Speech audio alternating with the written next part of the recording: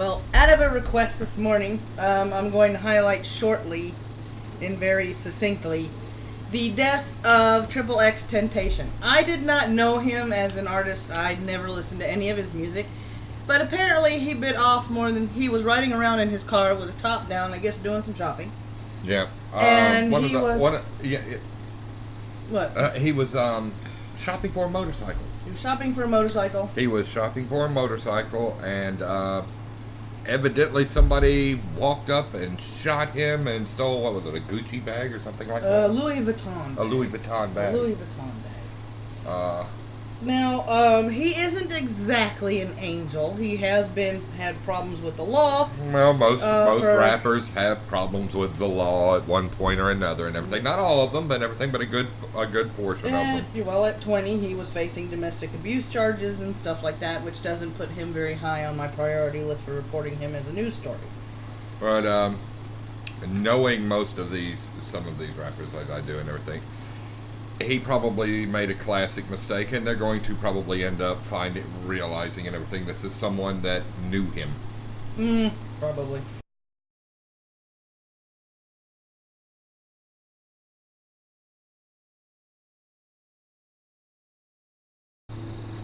Out of the Department of State this morning, read how the Department of State, in partnership with agencies across the federal government, creates millions of jobs for American workers by opening markets and eliminating trade barriers overseas by attracting foreign direct investment to the United States. I have nothing else. Checking in Miles Chung or Sid Alpha. I will do that. Thank you. So we do have a little blurb out of there that I want to read.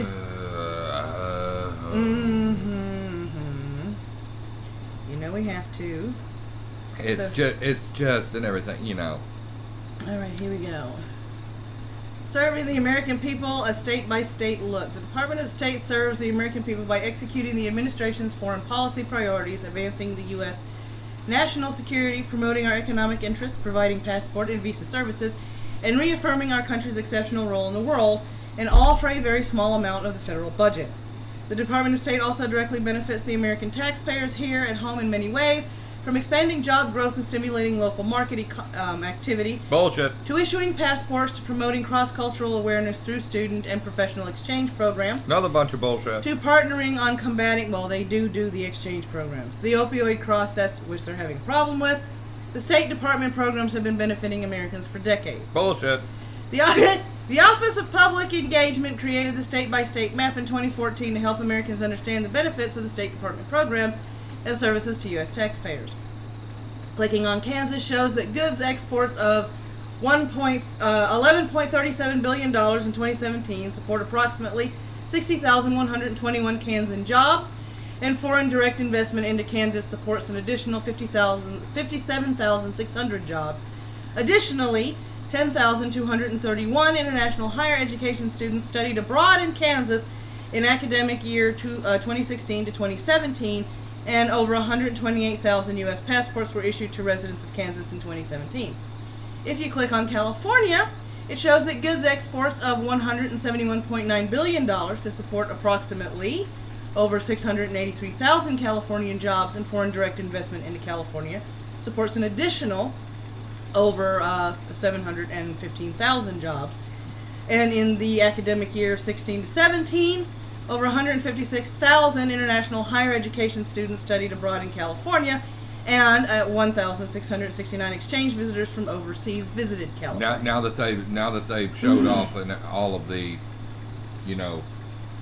good parts that they did and everything. Let's go across and everything, and have people look at Michigan, Pennsylvania. That's why I put the link in the chat. All of the places that lost hundreds of thousands, if not millions, of job openings and everything, because the Department of State allowed these people just to pack up their factories and move them someplace where they could pay somebody half the price of what they were paying the American personnel. The link to that particular article is now in the live chat if you guys want to read that and peruse that at your leisure.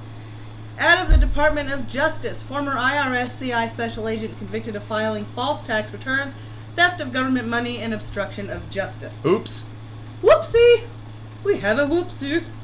You don't whoopsie. Whoopsies are bad. Whoopsies are very, very bad, y'all. Whoopsies are bad. What is this, classified document? It's not mine. All right, here we go. This is, a whole bunch of people who found he was doing shit. He was convicted on June 15th after a jury in Sacramento, California found her guilty of filing false tax returns. Diversity in action! Okay, never mind. Obstruction of justice and stealing government money. So, according to court documents and what evidence... kind of little slap on the wrist will this bitch get? Introduced at trial, Elena Alkina, who is also a certified public accountant and holds a master's degree in business administration, filed 6 false tax returns, 3 personal tax returns for years 2009, 2010, and 2011, and 3 in the names of trusts she created for years 2010 and 2011. On her personal tax returns, Alkina fraudulently claimed the head of household filing status, false dependents, and deductions for education expenses to which she was not entitled. On her trust tax return, she failed to report rent she received from the tenants of her rental property and falsely claimed to be paying wages to her mother and her sister to care for her son and her father. Additionally, she stole government funds and obstructed justice during the investigation. She stole from the IRS's tuition assistance program by falsely claiming $4,000 in tuition reimbursement for classes she did not take. When criminal investigators approached her to retrieve her government laptop, Alkina lied to the agents about the location of the laptop and began deleting files from the computer after the agents left. The total loss of the government from Alkina's conduct is more than $60,000. Sentencing has been scheduled for September 25th before Judge John A. Mendez. Alkina faces a maximum statutory penalty of 3 years in prison for each false tax return count, 10 years in prison for theft of government funds, and 20 years in prison for obstruction of justice, as well as a period of supervised release, restitution, and monetary penalties. That's more than a slap on the wrist. No, that's what she could be sentenced with. Let's hope she's sentenced with She's that. not going to be. Right. She probably won't do a year. Yeah, we'll see. I bet she doesn't do 12 months. We shall see. Alright, here we go. Flip. Alright, out of the FBI today, and this doesn't come with a link, but I will link you the tweet if you want to read it. Last week, FBI announced a coordinated law enforcement effort to disrupt international business email compromise schemes that are designed to intercept and hijack wire transfers from businesses and individuals. So they're in the process of doing that, and if you want to read more about that, I will drop the tweet link in the live chat as I move everything over again. So here we go. Copy, paste, boom. There we are. And because it is Tuesday, this is our Medal of Honor recipient story for the day. I thought you were going to say, these are your 2 tacos, but that's all right. Two World War I Medals of Honor. Ooh. 2 names, but 1 Marine. Say what? Wait. Okay, go ahead. All right. It's rare to hear of service members who have earned more than 1 Medal of Honor. A Brooklyn Marine received 2 for heroism on June 6, 1918 during the historic Battle of Belleau Wood. He also had 2 names. That June day, Gunnery Sergeant Charles Hoffman conducted a 1-man counterattack against a dozen soldiers armed with 5 light machine guns trying to throw the 5th Marine Regiment off Hill 142 overlooking the wood. But when he was one of the escorts bringing the unknown soldier back from France in 1921 to Arlington, he was Gunnery Sergeant Ernest Jansen. Jansen was already a veteran before World War I, having served 10 years in the military before enlisting in the Marine Corps in June 1910. He was promoted to corporal less than a year later and made sergeant in August 1914, serving aboard a variety of Navy ships up until 1916. But Jansen had apparently left the Army by going absent without leave, a criminal offense, according to Patrick K. O'Donnell, the author of the recently published book, The Unknowns, The Untold Story of America's Unknown Soldier and World War I's Most Decorated Heroes Who Brought Him Home. So when he decided to enlist in the Marine Corps, Jansen picked a new name and enlisted as Charles Hoffman. Following the Great War, he changed his name back to Jansen, although the official Medal of Honor Society website records his Medal of Honor as being awarded to Charles Hoffman, not Ernest Jansen. The 2 Medals of Honor for the same action is easier to explain. On 1918, the 5th Marine Regiment was fighting as part of the Army's 2nd Division. Hoffman Jansen got 1 from the Army because he served in an Army division and 1 from the Navy because the Marines are part of the Navy. This was not that unusual in World War I. The Army and Navy were both allowed to recommend members to receive Medals of Honor. 5 other Marines would become double recipients, getting a medal from the Army and a medal from the Navy for the same actions in the same battle. The rules were changed after the war, so that has never happened since. A new standard was established by the Medal of Honor Review Board to require only 1 medal could be awarded for a single action. His heroic actions. At Below Wood, Jansen, at 39, was one of the company's oldest and most experienced Marines when the unit moved into the line for combat in the spring of 1918. The Germans were pushing towards Paris once again in the Second Battle of the Marne.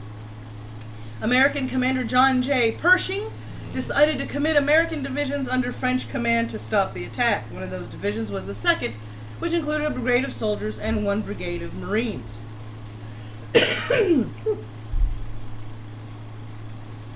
The Battle of Below Wood marked a turning of the tide in June 1918. The arrival of the 2nd Division within its 2 Marine regiments stopped the final German offensive of the war on June 1st, 1918, some 30 miles from Paris. By June 5th, the Marines were ordered to the offensive to clear Below Wood of German forces. On June 6th, the attack kicked off. The day would be one of the bloodiest in Marine Corps history. The Marine regiment suffered 1,087 killed or wounded on this first full day of the battle. Jansen's company reached its objective near Below Wood on a terrain feature known as Hill 142. Only 2 of the 5 Marine companies had been present at the start of the attack, and 2 more Marine companies would arrive just in time to provide the manpower to hold their position. Jansen, while hastily organizing his defenses on the objective, saw a dozen enemy soldiers armed with light machine guns approaching his unit position. Jansen gave the alarm to his Marines and rushed to stem the counterattack, bayoneting 2 enemy soldiers and forcing the remainder to flee the scene. His quick action, initiative, and courage drove the enemy from a position from which they could have swept the hill with machine gun fire and forced a withdrawal of our troops, noted his medal citation. Jansen's Medal of Honor would be the first among the American Expeditionary Forces. In November 1918, Gunnery Sergeant Hoffman returned to the United States and was admitted into the Naval Hospital in New York for continued treatment of wounds received in action in June. He also dropped his assumed name and returned to Ernest Jansen by 1921. As a serving Medal of Honor recipient, Jansen was elected to represent the Marine Corps service as a pallbearer for the November 11, 1921 internment of World War I unknown soldier, joining 2 Navy petty officers and 5 Army non-commissioned officers. Jansen continued his Marine Corps service as a recruiter in New York City up until the summer of 1926, when at 48 he was transferred to the Marine Barracks at Quantico, Virginia. Promoted to Sergeant Major that fall, Jansen retired and returned to New York. Jansen died on Long Island after an illness, May 1930. He's buried in Evergreen Cemetery in Brooklyn.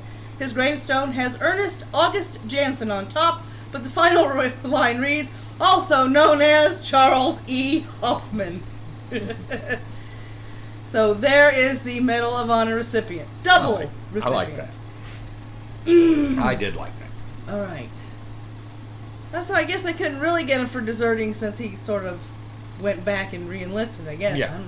This evening, a crew of 4 will exit an isolated habitat after a 45-day simulated visit to an asteroid. This mission studies how isolation and close quarters affect individual and group behavior, ultimately prepping us for long-duration missions. Meet the crew, and if you want to meet the crew, I'll drop that tweet link in the chat. Be warned, though, NASA does use Tumblr, so when you click on that link, you will get a Tumblr link. Tumbloids. Tumbloids. One of the cool ones, I would say, if you had to ask me. And for the Department of Interior view of the morning, it's not easy to get to Taraweep Overlook at the Grand Canyon National Park, but the views are incredible. Picture taken by Peter Kane out of Arizona. That is a stunning view. I could have a cup of coffee looking at that. Me too. Me too. We have a lot of pretty views in our country.